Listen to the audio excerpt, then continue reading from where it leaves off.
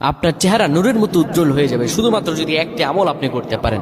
অজু করার সময় পানি যখন আপনার চেহারায় দিবেন, আপনার চেহারায় পানি দেওয়ার সময় শুধুমাত্র একটি দোয়া আপনি পড়বেন, আপনার চেহারা থেকে মেস্তা, ব্রণ এবং চেহারার বিভিন্ন রকম কালো দূর হয়ে যাবে এবং চেহারায় সৌন্দর্য এবং লাবণ্য ফুটে উঠবে এবং চেহারায় যেন নূর চলে আসবে ইনশাআল্লাহ।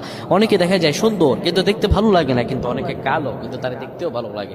এটি হচ্ছে আল্লাহ তাআলার পক্ষ থেকে একটি রহম। চেহারা সৌন্দর্য বৃদ্ধি পাওয়া আল্লাহ তাআলা দোয়া কবুল করার মাধ্যম, চেহারা সৌন্দর্য বৃদ্ধি পাওয়া গুনাহ মাফ হয়েছে এটার মাধ্যম। প্রিয় ভাইরা আমার, এটা অত্যন্ত গুরুত্বপূর্ণ আমল, সকলেই করবেন।